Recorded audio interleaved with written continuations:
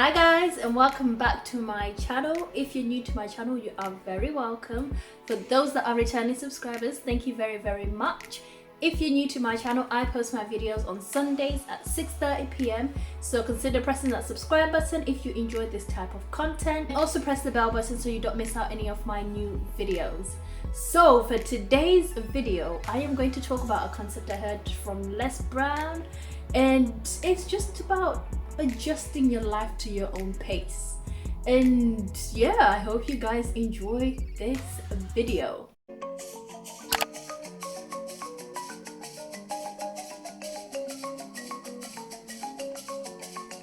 When Les Brown was talking about this concept, he said something weird and very interesting happens when two people are walking or when people are walking.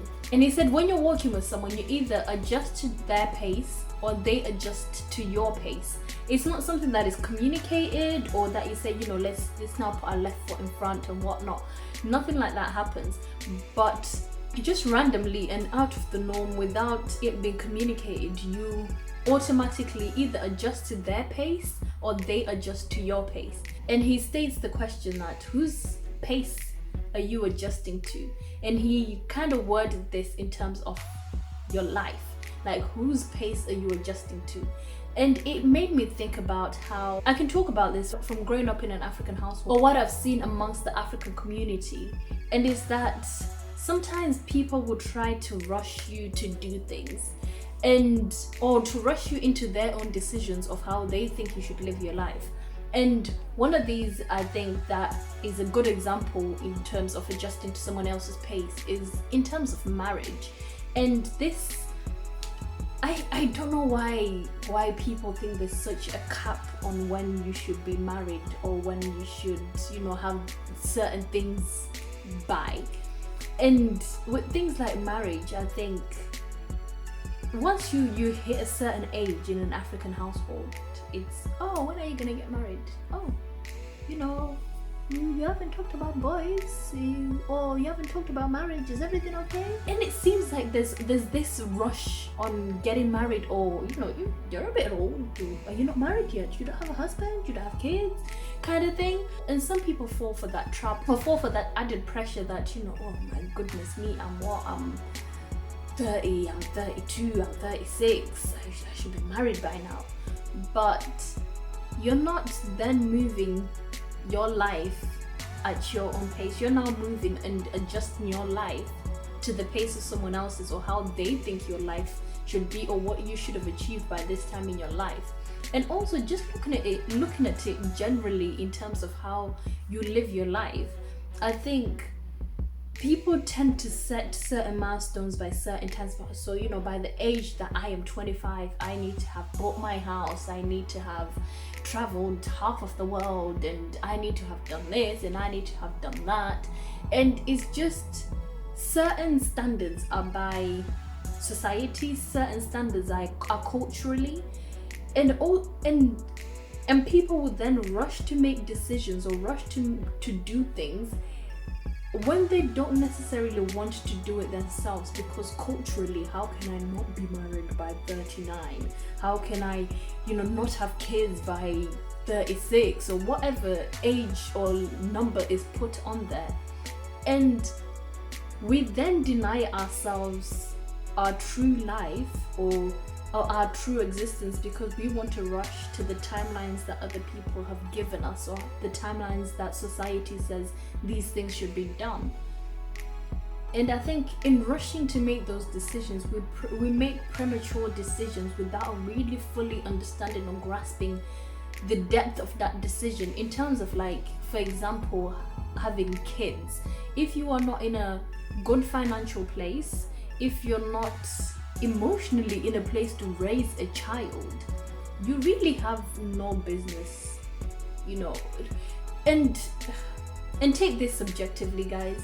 This is not saying that if you're not in a good financial place, you haven't worked on your traumas, you can't have kids. I'm not saying that, but it is better off for you to be in a good financial place and in a good mental place in terms of your traumas and how your traumas impact your life before you have kids. Because what you're going to do is transfer those traumas to your kids.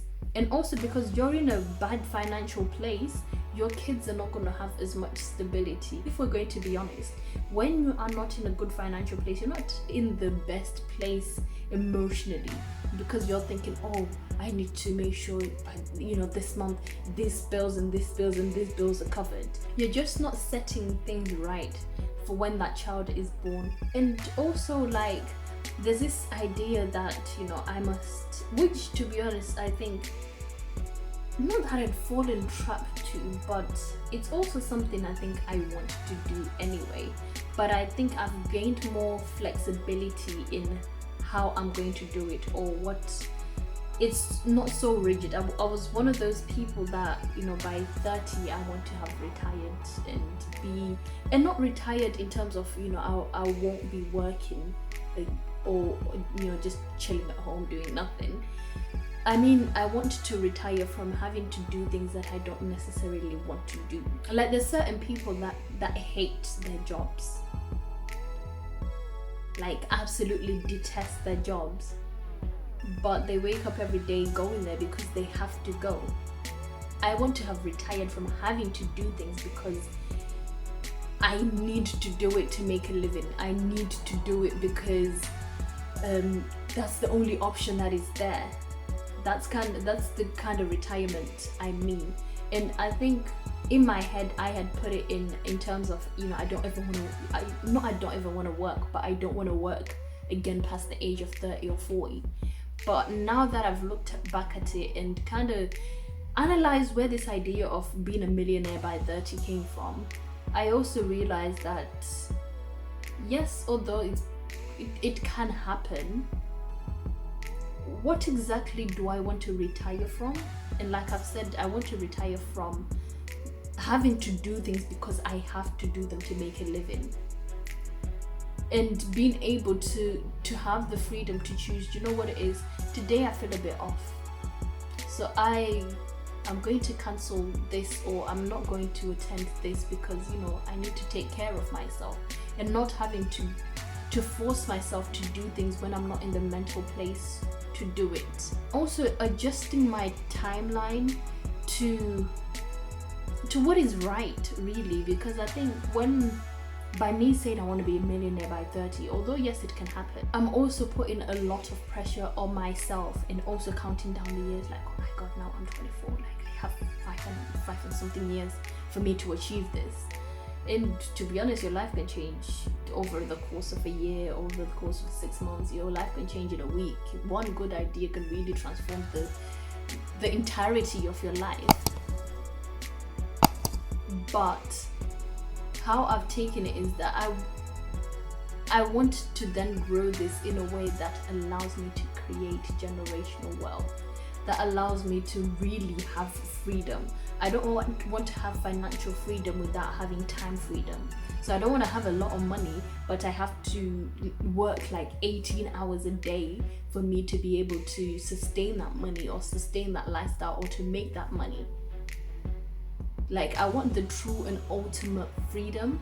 And I think these timelines I was giving myself, I can't really know for sure, but I don't think I would be able to properly structure things in a way that allows me to create generational wealth from the moment that I say, today I am retiring from doing the things that I don't necessarily want to do because I have to do them. But yeah, whose pace are you adjusting to? Are you adjusting to the pace that society is telling you? Are you adjusting to the pace that your community is telling you? That's a religious community, whether it's culturally.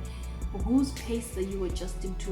What changes are you making in your life to adjust to what people say you should have done this by this time? And that is maybe buying a house, maybe it's graduating. Like, you don't have to go to uni directly after you've finished college. You don't even have to go to uni at all. But whose timeline are you adjusting to?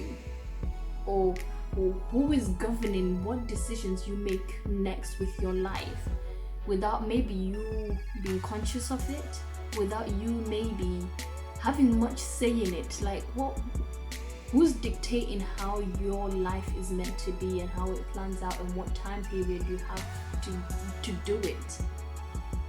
And is that really what you want?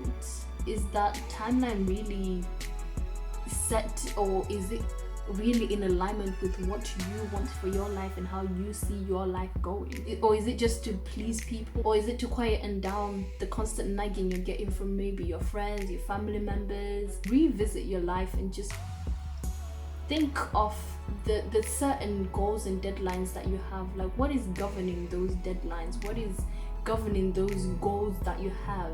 And is it really what you want? If it doesn't happen, then are you really going to go in a frenzy about it? Or is it actually just okay and waiting to see how life evolves? I'm not saying don't push yourself obviously, but don't put so much pressure on yourself to achieve things by a certain age or by a certain time, just because society says I should be a millionaire by 30. Adjust to your own pace and dictate life for yourself, not let it be dictated by other people. But yeah, that's my video for today. I hope you guys have enjoyed it. I hope it's kind of sparked some interesting thoughts. So don't forget to like, comment, share and subscribe, and I will see you guys in my next video.